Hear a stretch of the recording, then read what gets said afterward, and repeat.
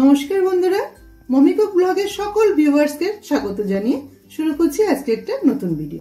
আজকে আমি বানাবো 2.5 কিলো চালের ফ্রাইড রাইস। এখানে আমি বাসমতি চাল ব্যবহার করব ফ্রাইড রাইসটা রান্না করার জন্য।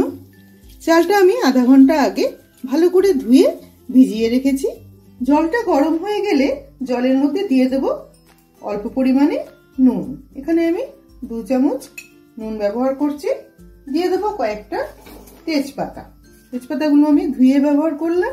দিয়ে দেবো অল্প করে গোটা গরম মশলা। এখানে কয়েক টুকরো দারচিনি, কয়েক টুকরো এলাচ আছে আর লবঙ্গ আছে। দিয়ে দেবো অল্প পরিমাণে সাদা তেল। সাদা তেলটা দিয়ে দিলে কি হবে, চালগুলো একটার সাথে একটা লেগে যাবে না, একদম সরাসরা থাকবে, ভাতগুলো খুব ঝরঝরা হবে ফ্রাইড রাইসটা। এখানে একটা বড় সাইজের ক্যাপসিকাম নিয়েছি।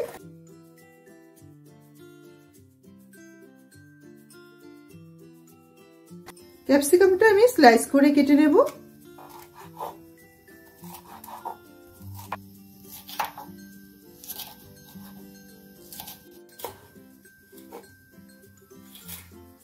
জলটা গরম হতে হতে সবজিগুলো আমি কেটে নিলাম। যেহেতু আমি 2.5 কেজি চালের ফ্রাইড রাইস বানাবো, সেই অনুপাতে আমি সব সবজিগুলো নিয়েছি। এখানে নিয়েছি 200 গ্রাম সাইজের একটা ক্যাপসিকাম। এখানে 250 গ্রাম গাজর আছে। এখানে 200 গ্রাম মটরশুঁটি আছে। বিনসও নিয়েছি 200 গ্রাম। গাজর, বিনস ও মটরশুঁটি এই তিনটেকে একত্রে নিয়ে আমি একটু ভাপিয়ে নেব।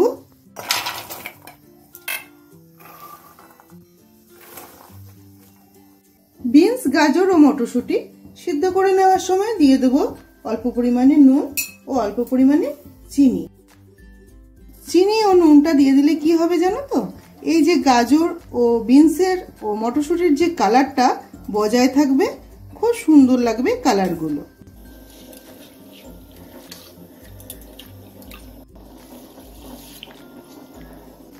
জলটা যখন অনেকটাই গরম হয়ে যাবে, তখন ভিজিয়ে রাখা চালগুলো দিয়ে দিতে হবে।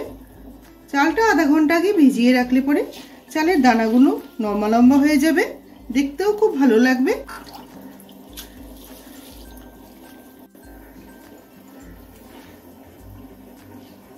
চালটা আমার রান্না করা হয়ে গেছে। 3 ভাগের যখন 2 ভাগ সিদ্ধ হয়ে যাবে, তখনই নামিয়ে নিতে হবে।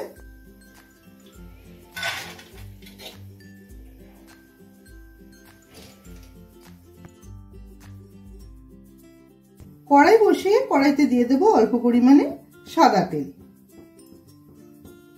আমি অল্প সাদা তেলে ইউজ করছি, তোমরা চাইলে পুরোটা ঘিতেও করে নিতে পারো। তেলটা গরম হয়ে গেলে দিয়ে দেবো ঘি। এখানে আমি 150 গ্রাম ঘি ব্যবহার করছি। তেল ও ঘিটা হালকা গরম হয়ে গেলে দিয়ে দেবো এর মধ্যে কাজু ও কিশমিশ। এখানে আমি 100 গ্রাম কাজু, 100 গ্রাম কিশমিশ ব্যবহার করছি।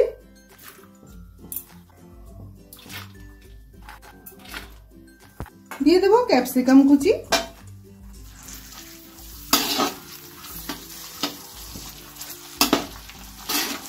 হালকা ভেজে নেব। ক্যাপসিকাম যেহেতু খুব নরম সবজি, এজন্য এটা সিদ্ধ করার কোনো প্রয়োজন হয় না, এমনিতেই নরম হয়ে যাবে। 2 থেকে 3 মিনিট ভাজা করে নিয়ে সিদ্ধ করে রাখা সবজিগুলো দিয়ে দেব।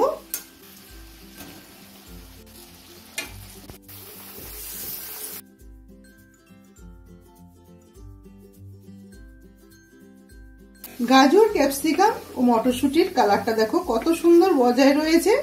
তোমরাও যখন এই রান্নাটা করবে, তখন যখন ভাপিয়ে নেবে সবজিগুলো, তখন অবশ্যই চিনি ও অল্প করে নুন দিয়ে ভাপিয়ে নিও। কালারটা খুব সুন্দর থাকবে, খেতেও খুব ভালো লাগবে। সবজিগুলো ভেজে নেওয়ার পর এর মধ্যে দিয়ে দেবো চিনি। এখানে আমি 100 গ্রাম চিনি ব্যবহার করলাম। দিয়ে দেবো অল্প পরিমাণে নুন। চিনিটা গলে যাওয়া অবধি নেড়ে নেব। চিনিগুলো গলে যাওয়ার পর এবার চালগুলো দিয়ে দেব।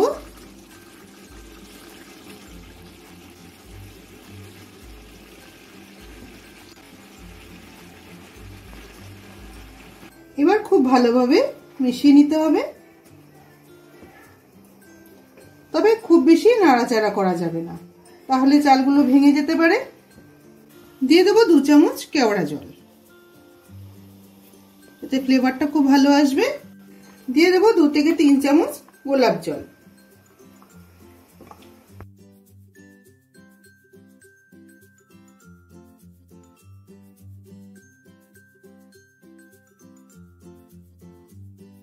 দেখতেই কত সুন্দর লাগছে দেখো, শুধু দেখতে না, এইভাবে বানিয়ে ফেললে পরে খেতেও খুব ভালো হয়।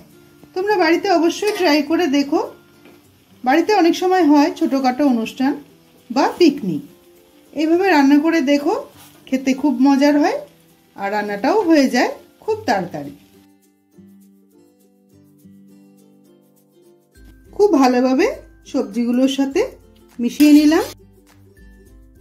তৈরি হয়ে গেল একদম অনুষ্ঠান বাড়ির মতো ফ্রাইড রাইস। ভিডিওটা ভালো লাগলে একটি লাইক করে দিও। তুমি যদি আমার চ্যানেলে নতুন বন্ধু হয়ে থাকো তাহলে একটা সাবস্ক্রাইব করে দিও।